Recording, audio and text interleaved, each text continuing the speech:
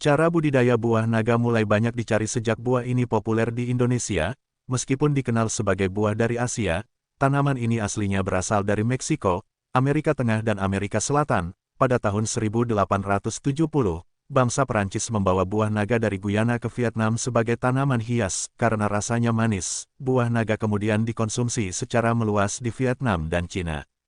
Buah naga dikelompokkan ke dalam keluarga tanaman kaktus. Buah ini memiliki daging buah berair, dengan rasa manis dan sedikit asam. Selain memiliki rasa yang enak, buah naga juga kaya akan nutrisi dan memiliki berbagai manfaat bagi kesehatan tubuh. Cara budidaya buah naga dapat dilakukan dengan mudah karena iklim Indonesia yang mendukung. Cara budidaya buah naga yang pertama adalah memilih bibit dengan kualitas baik. Tanaman buah naga dapat diperbanyak dengan cara generatif dan vegetatif. Cara generatif dilakukan dengan memperbanyak tanaman dari biji. Benih dapat diambil dari buah naga terpilih. Cara ini sedikit rumit dan biasanya dilakukan oleh para penangkar berpengalaman.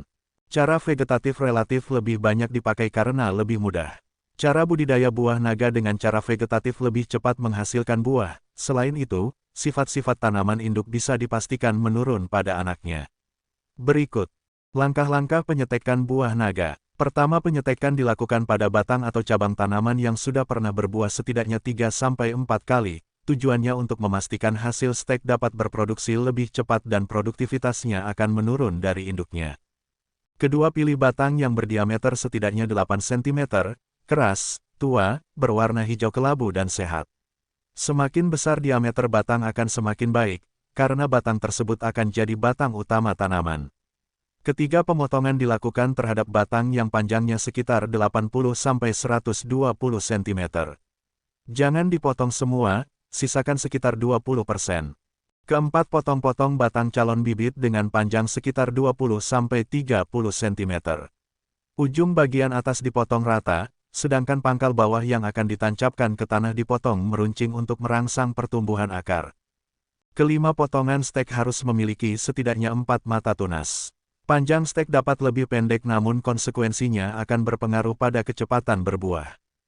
Keenam, biarkan batang stek yang telah dipotong-potong tersebut hingga getahnya mengering. Apabila langsung ditanam, getah yang masih basah bisa menyebabkan busuk batang. Untuk menghindari resiko serangan jamur, batang stek dapat dicelupkan pada larutan fungisida. Ketujuh, siapkan bedengan atau polybag untuk menanam. Kedelapan, siram bedengan atau polybag yang telah diisi dengan media tanam. Kemudian tancapkan bagian yang runcing dari stek ke dalam media tanam sedalam 5 cm. Kesembilan, berikan naungan atau sungkup untuk melindungi stek. Lakukan penyiraman sebanyak 2-3 hari sekali. Kesepuluh, setelah 3 minggu, tunas pertama akan mulai tumbuh dan naungan atau sungkup harus dibuka agar bibit mendapatkan cahaya matahari penuh.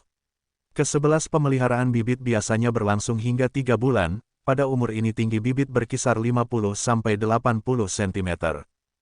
Setelah semua bibit ditanam, ikat batang bibit tanaman tersebut sehingga menempel pada tiang panjat.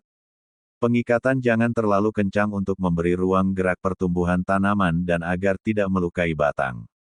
Cara perawatan dan pemupukan tanaman. 1. Pemupukan. Cara budidaya buah naga dilanjutkan dengan proses pemupukan. Pada masa awal pertumbuhan, pupuk yang dibutuhkan harus mengandung banyak unsur nitrogen N. Pada fase berbunga atau berbuah, gunakan pupuk yang banyak mengandung fosfor P dan kalium K. Pemakaian urea tidak dianjurkan untuk memupuk buah naga, karena sering mengakibatkan busuk batang. Pemupukan dengan pupuk kompos atau pupuk kandang dilakukan setiap 3 bulan sekali dengan dosis 5-10 kg per lubang tanam.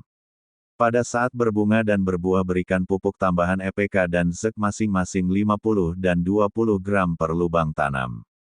Pada tahun berikutnya perbanyak dosis pemberian pupuk sesuai dengan ukuran tanaman.